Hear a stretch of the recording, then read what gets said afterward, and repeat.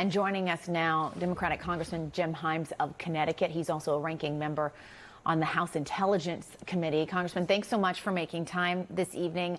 I first want to ask you about that reporting that Elliot was just laying out about the Gazans intercepting aid from the floating pier. What's your reaction to that?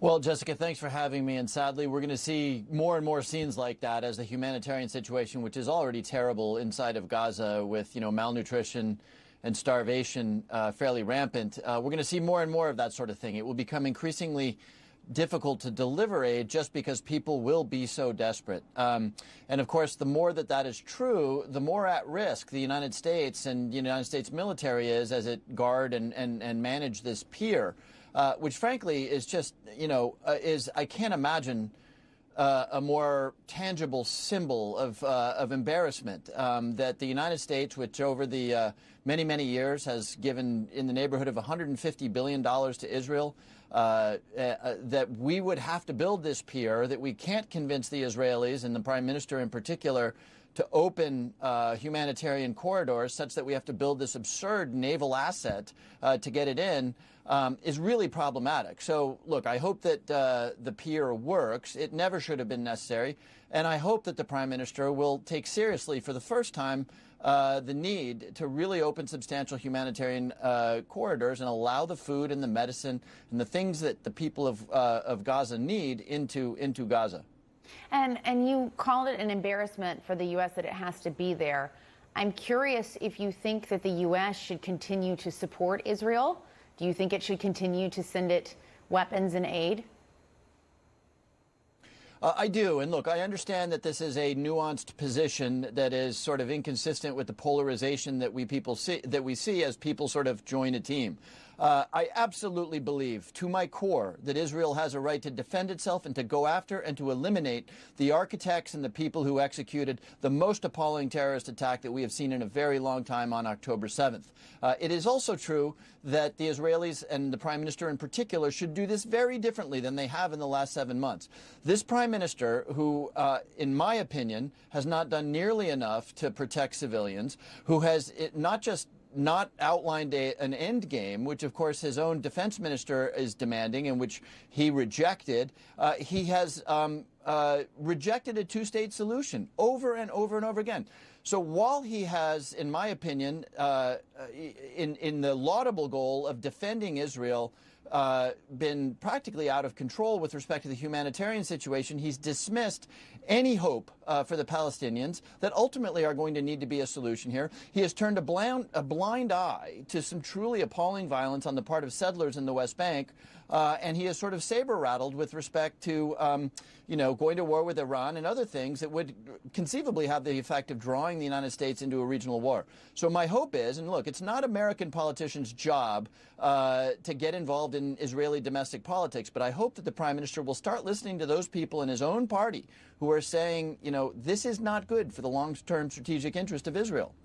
And on that note, I am going to ask you, an American politician, I do want to know what your reaction is to Benny Gantz's ultimatum. It sounds like from what you're saying, you want him to listen to some of these people within his government. I would like it if the Prime Minister would listen to anyone. I've been in his company any number of times, and my experience has been that that's not what he does.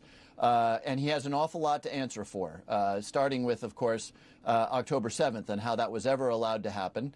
He has shown the back of his hand to the President of the United States time and time again, even as the President of the United States has risked his own office to stand with Israel, to say that I will continue to support this generational ally of ours. And what troubles me most here is what happened has been a catastrophe for all concerned. But every party, and I don't for one second believe that Hamas will do this, but every party, the Israelis, the world, the Americans, you name it, the Jordanians, etc., have to have an eye on what the future looks like. If you don't have a plan for the future, this war will grind on and on and on. Israeli soldiers will die, Gazan civilians will die, and in the long run, that's not acceptable.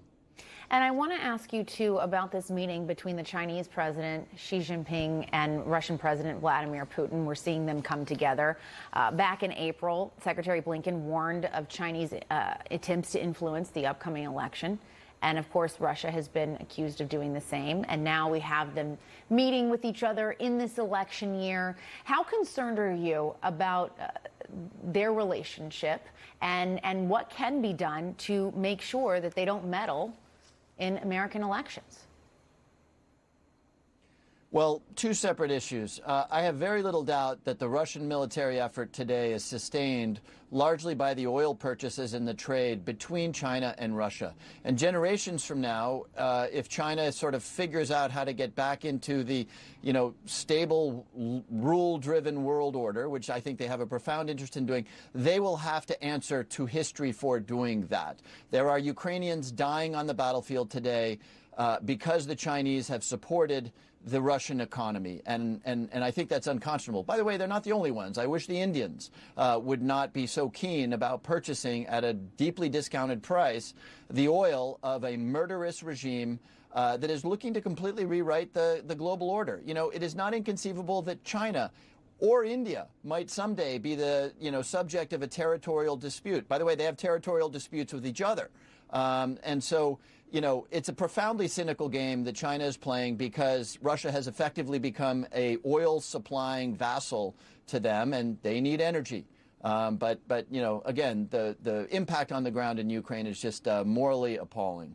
And before I let you go, I want to come back here to America, domestic politics. I do want to ask you about what happened in the Oversight Committee earlier this week with the back and forth and the name calling that was going on in that meeting. And, you think about Americans watching this unfold and they think, how is this good for anyone? And how is anything getting done up there?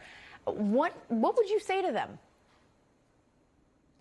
Well, let me connect it to the previous conversation we just had. And look, in a, Twitter, TikTok, Instagram world, I know that it entertains people. But we are the most powerful country on the planet. Our government is really essential. We are, or have been, a model to the rest of the world. There's a reason why everybody wants to come to the United States, and it's partly economic. It's also partly because we have a functioning government. And sadly, what we saw in the Oversight Committee the other night was a circus. It was clown-like. And not only is it, not befitting a country that I think of as a great country, but it just plays right into, and this is connecting it to our previous discussion, exactly what President Xi and Vladimir Putin would like the world to see. They would like the world to see, in the very core of American democracy, a circus. And of course, that's what they saw in that oversight hearing. And frankly, I understand that it's good and funny content for Instagram and TikTok, but it's a serious and dangerous world. And the world needs to know that the United States